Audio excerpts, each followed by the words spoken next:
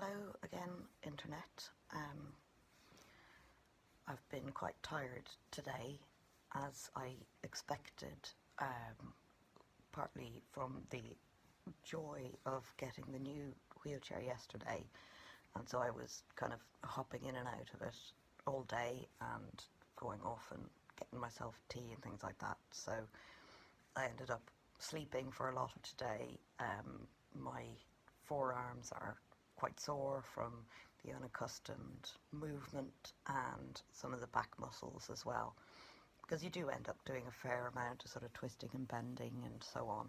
It takes quite a lot of your sort of core muscles and your paraspinal muscles to use a manual wheelchair, and those are muscles that haven't got very much exercise for a number of months.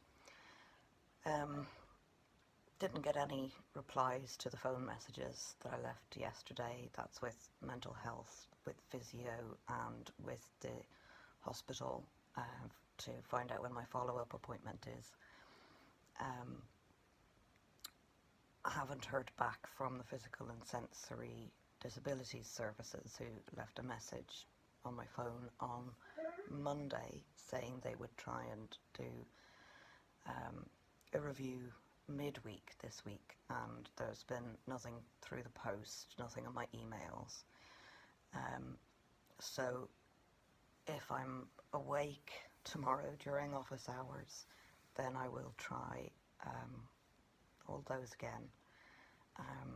This is why it takes so much time and energy to do something that seems as simple as making a phone call, is that you rarely get through on the first attempt.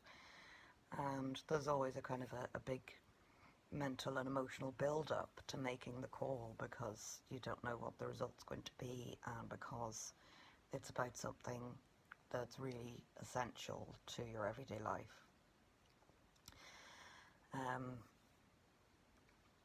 My main PA, who does the lion's share of my work and who's an old friend, has been working for me for more than 10 years now, is away on holidays tomorrow, so it's a very well-deserved holiday, and I hope she has a wonderful time.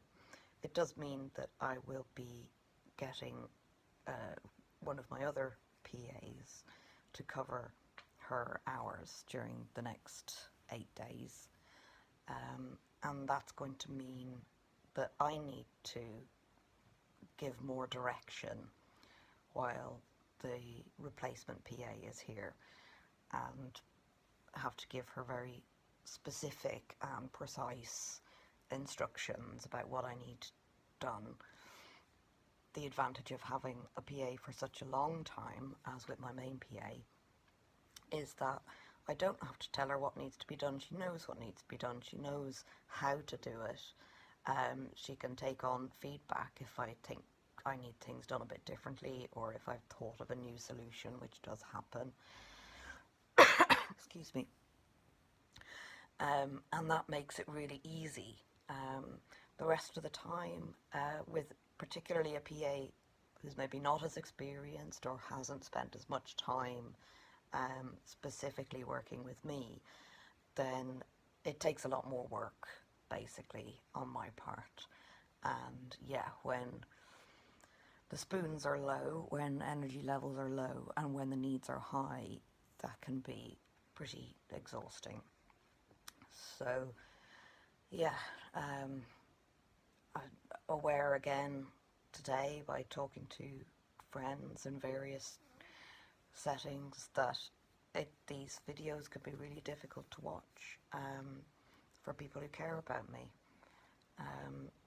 But I do think it's a valuable record, because even with our close friends, you know, we don't necessarily discuss all the minutiae of our daily living tasks. That's not necessarily how we want to spend time with friends, and it's not necessarily a helpful conversation to have in that context.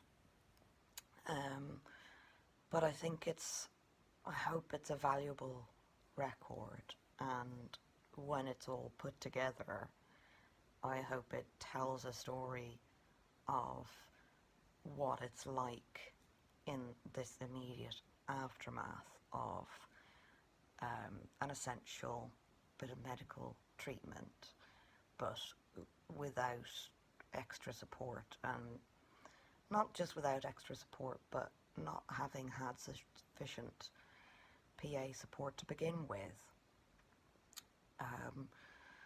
I'm hoping I can coordinate this with a national campaign on independent living through the independent living movement. So I'll look into that a bit more tomorrow, and I'll continue to share on Facebook and Twitter. So please continue sharing these, continue commenting, because I'm somebody who can speak for myself, and not everybody can. So hopefully this hasn't been too long or too rambling, and I shall catch up again tomorrow evening. So good night out there, internet, wherever you are. Speech on.